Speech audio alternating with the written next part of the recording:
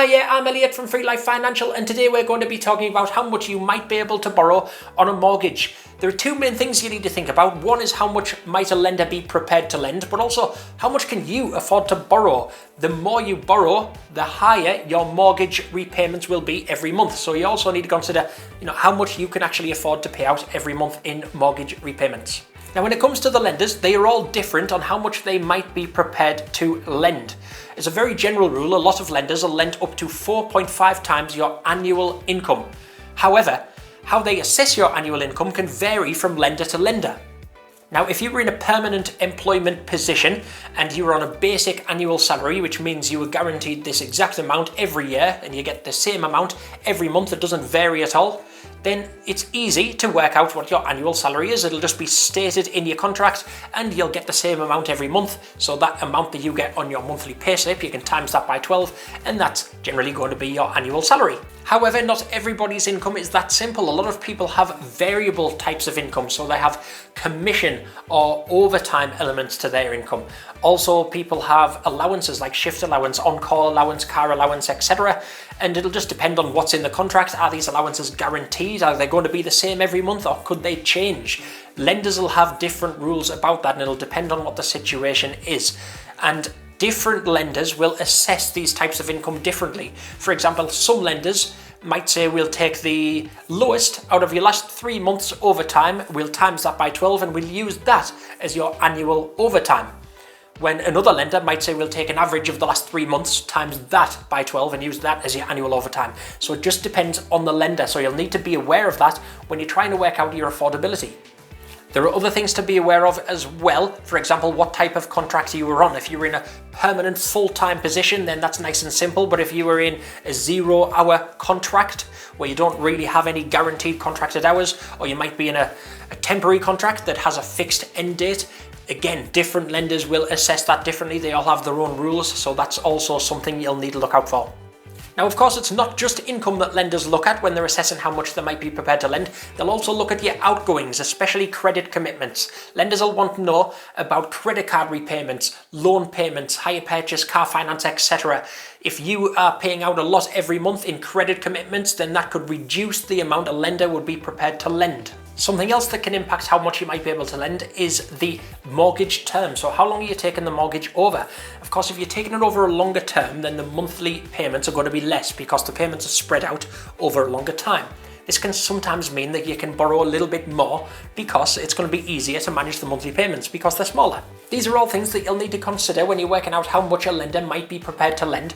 And usually you can go online and do an affordability calculator online. Sometimes lenders will have their own affordability calculator where you can put in your income, your outgoings, and they'll give you a rough estimate of how much they might be prepared to lend. But of course, you will need to be aware of their rules on things like variable income and the type of contract you're on.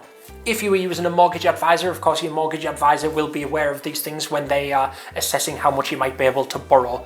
They'll be looking at lenders and different criteria that the lenders have when they're assessing your affordability. However, it's not all just about how much a lender might be prepared to lend. We also want to think about how much you are prepared to borrow. The best way to work this out is to work out what the monthly repayments would be. What's your maximum budget for a monthly mortgage repayment? Once you've worked that out, it's advisable to stick to it. When you're working that out, you'll also want to consider the other bills that generally go alongside a mortgage. For example, your council tax, utility bills. You also have things like insurances that generally run alongside a mortgage. On top of these extra monthly commitments, you'll want to think about the kind of lifestyle that you want to have. You'll still want to have a happy life. You'll want to be able to go out and have fun, and you might still want to go on a holiday every year, etc. You'll need to think about these before you commit to a mortgage, because it's no good being committed to a mortgage and then realizing you don't have enough money to enjoy your life anymore. If you were deciding if a certain mortgage is going to be affordable and you're looking at the monthly repayments and trying to work out whether that's going to be doable, if it's just on the edge, do also think about about what impact an increase in interest rates could have. Now, often you'll take something called a fixed term, which I won't explain in too much depth right now, but that would mean that your monthly repayments were going to be the same every month for a certain amount of time. But after that time frame, it is possible for them to change. And if interest rates have risen by that point, you could end up paying more for your mortgage in the future. So you'll want to look ahead and consider what kind of impact that could have on your lifestyle. If you've had a mortgage before, it'll be easier for you to work out what's affordable every month because you'll be used to making mortgage payments every month, and you might think, based on our lifestyle and the income, etc., we can afford to pay an extra X amount compared to what we're paying now. Alternatively, if you've been renting, you'll also have a decent idea. If you've been paying a certain amount in rent every month comfortably, well then you'll know you'll be able to pay that same amount comfortably on a mortgage. However, if this is your first time purchasing a property, it's definitely going to be very important to sit down and work out these numbers before you're committed.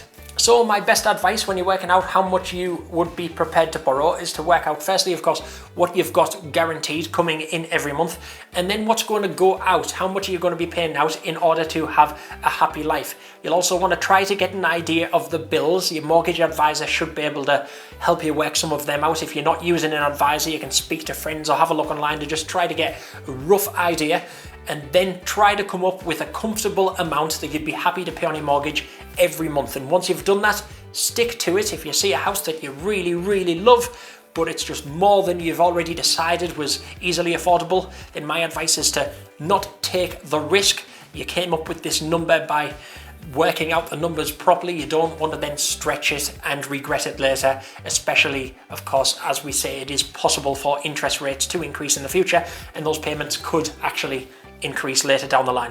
Other than that, if you are searching for your first home or a new home, I wish you the best of luck in your property search, and I wish you many happy years in your new home.